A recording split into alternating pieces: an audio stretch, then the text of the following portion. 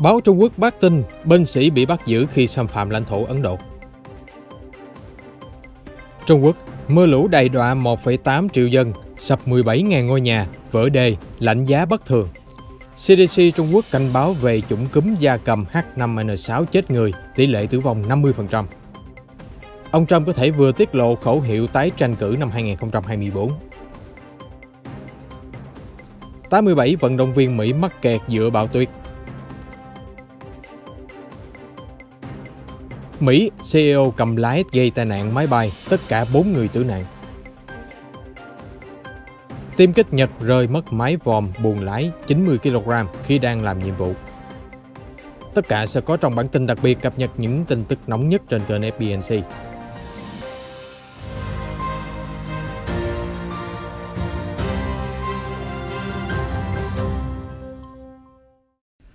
Truyền thông nhà nước Trung Quốc vừa lên tiếng phủ nhận tin tức nhiều binh sĩ bị Ấn Độ bắt giam do xâm phạm lãnh thổ.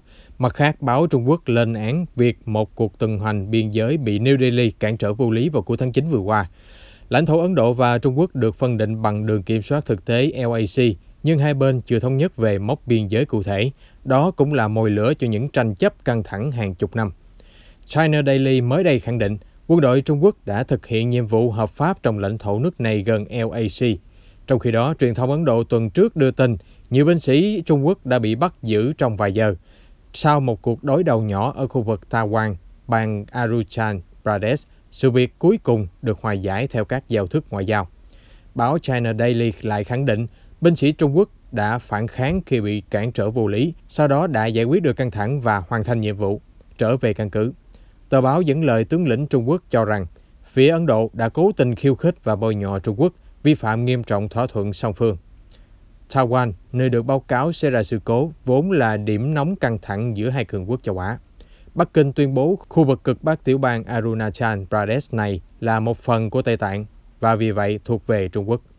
Tại điểm nóng khác là thung lũng Galwan, một cuộc giao tranh kinh hoàng đã nổ ra vào tháng 7 năm ngoái, khiến cho 20 binh sĩ Ấn Độ và 4 lính Trung Quốc tử vong. Kể từ đó, hơn 13 vòng đàm phán diễn ra giữa tướng lĩnh Ấn-Trung nhưng kết quả không mấy khả quan. Trong cuộc đối thoại lần thứ 13 diễn ra hôm qua, 10 tháng 10, hai bên đã thảo luận về rút binh sĩ khỏi Hot Springs, một trong những vị trí tranh chấp gay gắt nhất. Mưa lũ tỉnh Sơn Tây miền Bắc Trung Quốc đã ảnh hưởng 1,76 triệu người dân tính đến hôm qua 10 tháng 10. Hơn 120.000 dân phải sơ tán, gần 190.000 hecta hoa màu bị hủy hoại, 17.000 ngôi nhà bị sập, theo Tân Hoa Xã đưa tin. Mưa lớn bất thường trút xuống nặng nhất từ ngày 2 đến ngày 7 tháng 10, hiện chưa rõ con số thương vong. Theo các báo cáo ban đầu, 4 cảnh sát giao thông đã thiệt mạng do sạt lở vào hôm 5 tháng 10. Nhiều đoạn đê chắn trên sông Wuma bị vỡ, khiến cho 15.000 người dân từ 8 ngôi làng khác nhau phải di tản khẩn cấp. Ngoài ra, một trụ cầu đường sắt bắc ngang sông Trường Viên ở huyện Kỳ đã bị nước lũ đánh sập và cuốn trôi, khiến cho giao thông bị gián đoạn. Lưu lượng lũ ở tỉnh Sơn Tây còn có thể vượt qua trận đại hồng thủy ở tỉnh Hà Nam miền Trung Trung Quốc vào mùa hè này, khiến cho hơn 300 người tử vong. Dù vậy, thiên tai lần này ở Sơn Tây không gây ra hậu quả thảm khốc như ở Hà Nam. Tuy nhiên, cơ quan khí tượng cho biết do mưa kéo dài liên tục, lượng mưa lớn kèm theo dòng lốc, sấm sét nên công tác cứu hộ, cứu nạn gặp nhiều khó khăn. Ở thành phố Thái Nguyên, thủ phủ tỉnh Sơn Tây, đội cứu hộ đã dùng xuồng hơi đi giữa dòng lũ, phát loa phóng thanh để tìm kiếm và di tản người dân. Họ liên tục đưa ra hướng dẫn như hãy đặt trẻ em lên đầu, người già và phụ nữ được đưa lên xuồng trước và đừng hoang sợ, tất cả mọi người sẽ được sơ tán. Mặt khác, Sơn Tây là tỉnh sản xuất than đá chủ lực của Trung Quốc, vì vậy vừa phải chống lũ, vừa phải bảo vệ nguồn nguyên liệu để sản xuất nhiệt điện. Giới chức cũng chú ý bảo vệ nhiều tòa nhà cổ có giá trị lịch sử quan trọng ở Sơn Tây. Một cư dân sống gần sông Hoàng Hà cho biết với thời báo Hoàng Cao rằng các điểm du lịch ven sông đều đã đóng cửa suốt kỳ nghỉ lớn tuần lễ vàng. Người này chia sẻ, năm nay nước sông Hoàng Hà đặc biệt dâng cao, hàng loạt ngôi nhà đơn sơ ven sông đã sụp đổ vì lũ quét, nhưng mọi người đã di tản từ trước. Đợt lũ ở Sơn Tây còn tiềm ẩn một mối nguy hiểm khác. Chuyên gia Hao Nan, Giám đốc Trung tâm Dịch vụ Thông tin Thiên tai cho biết với Hoàng Cao rằng thách thức lớn nhất với Sơn Tây là nhiệt độ giảm sâu do không khí lạnh tràn về. Hiện giờ tại một số khu vực bị ảnh hưởng, nhiệt độ đã tiệm cận 0 độ C. Chuyên gia nói thêm, mưa như trút nước ở Sơn Tây là sự kiện mưa lớn bất thường thứ 3 ở miền Bắc Trung Quốc chỉ trong năm nay. Năm nay, thời tiết có đặc điểm là phân bổ lượng mưa không đều, có nơi khô hạn, có nơi lũ lụt. Lốc xoáy cũng đã diễn ra nhiều hơn các năm trước. Trên toàn Trung Quốc, mưa lũ cũng đã hoành hành ở các tỉnh Thiểm Tây, Hà Nam và Sơn Đông. Tổ chức Y tế Thế giới WHO vừa kêu gọi Trung Quốc tăng cường giám sát chủng cúm gia cầm gây chết người, với số bệnh nhân bị lây nhiễm đang tăng cao trong thời gian gần đây. Theo báo Anh Telegraph, tổng số người nhiễm cúm gia cầm H5N6 được ghi nhận đến nay là 47 người, trong đó 50% đã tử vong. Khoảng 1/3 tổng số ca bệnh được báo cáo trong 3 tháng qua. Một phát ngôn viên của WHO cho biết, chúng tôi đã đề nghị Trung Quốc giám sát diện rộng để hiểu rõ hơn về mối nguy hiểm và nguyên nhân gia tăng người mắc H5N6. Trung tâm Kiểm soát và Phòng ngừa Dịch bệnh CDC Trung Quốc đã truy vết nguồn lây và hồi tháng trước đưa ra báo cáo chi tiết về 2 ca nhiễm mới ở tỉnh Quảng Tây, khởi phát triệu chứng từ tháng 2 đến tháng 7.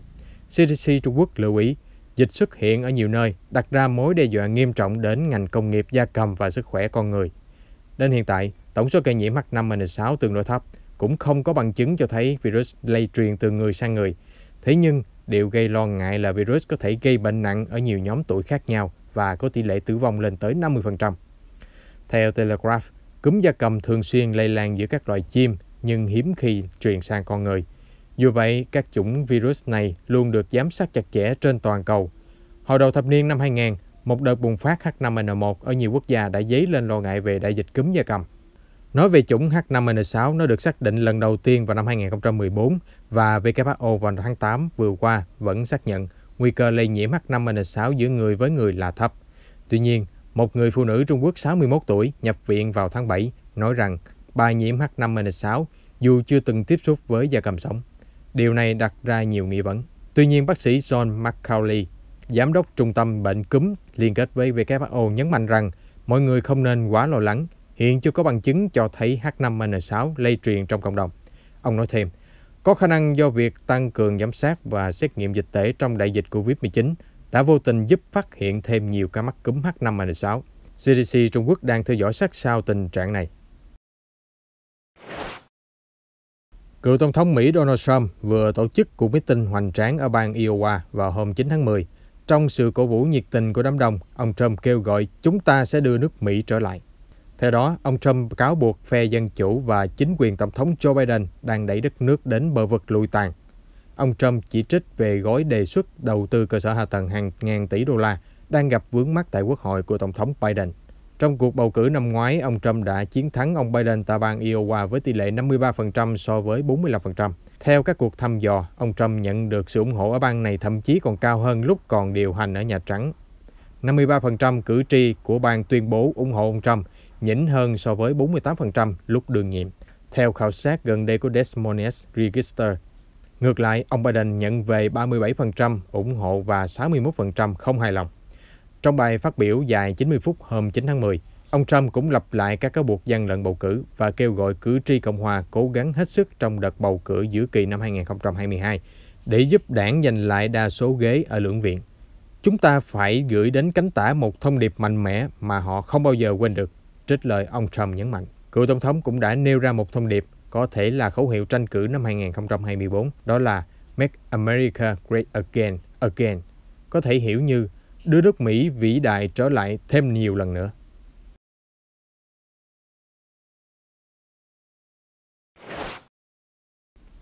Nhà lãnh đạo Triều Tiên Kim Jong-un kêu gọi giới chức tập trung cải thiện đời sống nhân dân khi đối diện với tình hình kinh tế thảm khốc. Ông Kim phát biểu nhân kỷ niệm 76 năm thành lập Đảng Lao động vào hôm qua 10 tháng 10, theo hãng thông tấn nhà nước cho hay. Kinh tế Triều Tiên bị tàn phá suốt nhiều năm qua do lệnh trừng phạt quốc tế và mưa lũ lớn liên tiếp xảy ra. Triều Tiên đang đối diện nguy cơ nạn đói nghiêm trọng nhất trong gần 2 năm, kể từ khi chính phủ quyết định tự cô lập, đóng cửa biên giới để chống dịch COVID-19. Bộ Ngoại giao Mỹ hôm 7 tháng 10 cáo buộc chính quyền ông Kim phải chịu trách nhiệm chủ yếu cho tình trạng khủng hoảng nhân đạo của đất nước. Chế độ này đã liên tục bóc lột người dân, vi phạm nhân quyền, tự ý chuyển các nguồn viện trợ quốc tế cho việc phát triển chương trình tên lửa đạn đạo phi pháp. Trích lời phát ngôn viên Ned Price phát biểu tại Washington. Dù vậy, ông Ned Price cho biết Mỹ vẫn sẽ nỗ lực cứu trợ nhân đạo cho Triều Tiên. Hai vụ động đất mạnh đã làm rung chuyển phía nam đảo lớn của Hawaii vào hôm Chủ nhật ngày 10 tháng 10.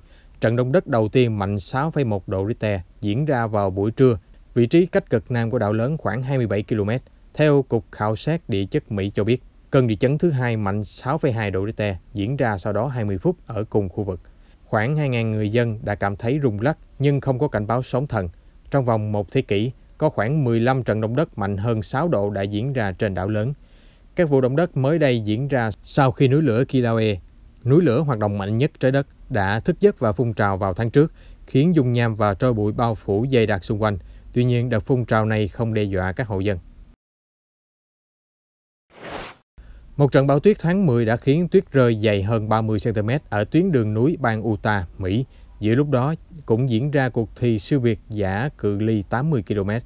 Giới chức đã phải hủy bỏ sự kiện do thời tiết xấu và khẩn trương giải cứu 87 vận động viên. Cuộc thi chạy bắt đầu khoảng 5 giờ sáng ngày 9 tháng 10 trên độ cao hơn 2.000 mét. Tuy nhiên đến 9 giờ 30 sáng, tuyết đã rơi dày đặc, tầm nhìn của vận động viên bị cản trở giữa khung cảnh trắng xóa. Khi đó, giới chức hủy bỏ ngay lập tức sự kiện khi các vận động viên chạy được gần 30 km. Tất cả 87 người tham gia được giải cứu thành công. Một vài người có dấu hiệu giảm thân nhiệt, hầu hết vận động viên đều bất ngờ trước bão tuyết. Họ không có đồ giữ ấm mà chỉ mang giày chạy bộ, quần đùi và áo thun mỏng. Cảnh sát địa phương cho biết, vào thời điểm này trong năm, việc di chuyển đường dài trên các dãy núi, đường mòn và sông hồ có thể tiềm ẩn nguy hiểm lớn vì thời tiết có thể thay đổi đột ngột và đe dọa đến tính mạng vận động viên.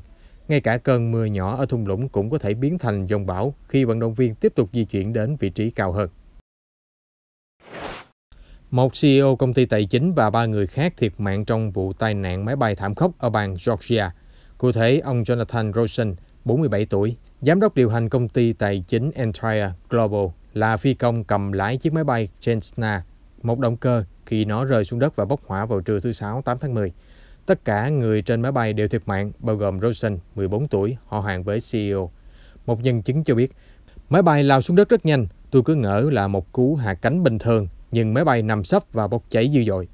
Cục Hàng không Liên bang và Ban An toàn Vận tải Quốc gia Mỹ đã mở cuộc điều tra về nguyên nhân tai nạn.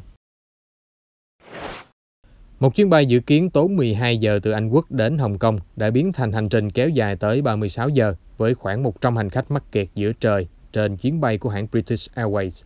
Cuối cùng, máy bay phải chuyển hướng đáp xuống thủ đô Manila của Philippines do điều kiện thời tiết xấu trong bão Leon Rock.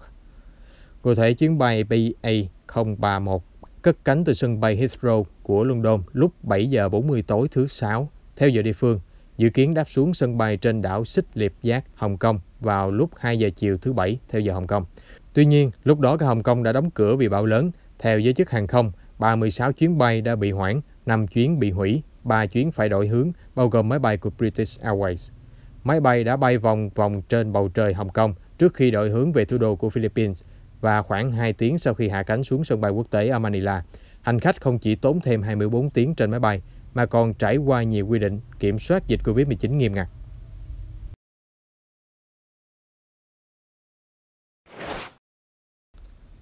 Một máy bay thuộc lực lượng phòng không Nhật Bản đã bị mất mái che buồng lái nặng khoảng 100 kg. Bộ Quốc phòng cho biết đến giờ chưa có báo cáo thương tích. Bộ xác nhận máy vòm buồng lái của tiêm kích tấn công F-2 đã bị tách rời khỏi máy bay vào trưa Chủ nhật khi bay trên khu vực đồi núi thuộc thành phố Asakura, tỉnh Fukuoka. Bộ phận máy vòm làm bằng nhôm và kính acrylic, có chiều dài 150 cm, chiều ngang 90 cm và cao 80 cm, nặng khoảng 90 kg. Binh sĩ Nhật Bản đang tìm kiếm thiết bị thất lạc. Được biết, máy bay xuất kích để phản ứng với một vụ xâm phạm không phận Nhật Bản. Tuy nhiên, sự cố xảy ra khiến máy bay phải quay về căn cứ và một chiếc tiêm kích khác được cử đi thay thế. Bộ Quốc phòng xin lỗi người dân ở khu vực mà mái vòm buồng lái đã rơi xuống. Bộ cũng cho biết sẽ kiểm tra chất lượng tất cả máy bay của lực lượng phòng không để tránh mọi sự cố có thể xảy ra.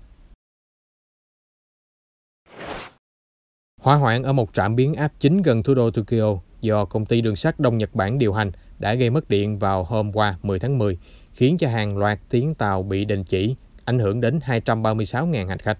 Đám cháy diễn ra ở Warabi, tỉnh Saitama vào khoảng 12 giờ 55 phút chiều Chủ nhật. Ngọn lửa được kiểm soát sau 3 giờ rưỡi đồng hồ và không ai bị thương. Nguyên nhân vụ việc đang được điều tra. Tuy nhiên, một căn phòng chứa máy biến áp đã bị tàn phá. Tại ga Akabane thuộc quận Kita của Tokyo, hơn 100 hành khách đã xếp hàng chờ taxi và xe buýt thay thế. Do tuyến tàu đã ngừng lại, các hành khách không biết phải chờ đợi trong bao lâu. Hải cảnh Tây Ban Nha đã phải chuyển 36 người di cư được cứu trên Đại Tây Dương đến đảo Gran Canaria vào hôm qua 10 tháng 10. Những người gặp nạn bao gồm phụ nữ và trẻ em được tìm thấy ngoài khơi cách hòn đảo khoảng 10 km. Quần đảo Canary của Tây Ban Nha đã chứng kiến làn sóng di cư bằng đường biển tăng vọt trong năm nay. Hàng ngàn người từ châu Phi đã mạo hiểm vượt hành trình gian khổ và nguy hiểm trên đại dương với mong muốn chạy trốn bạo lực, đói nghèo và có cơ hội làm lại cuộc đời ở châu Âu. Dữ liệu của Bộ Nội vụ Tây Ban Nha cho biết hơn 13.100 người di cư đã được cứu tới quần đảo Canary. Tính đến ngày 30 tháng 9, cao hơn gấp đôi so với cùng kỳ năm ngoái. Tình trạng này gây áp lực nặng nề cho giới chức địa phương, nhất là giữa khủng hoảng dịch bệnh. Chúng tôi sẽ cập nhật những sự kiện quốc tế mới nhất trong bản tin nóng phát sóng vào lúc 15:30 hàng ngày trên kênh FPNC. Xin mời quý vị đón xem.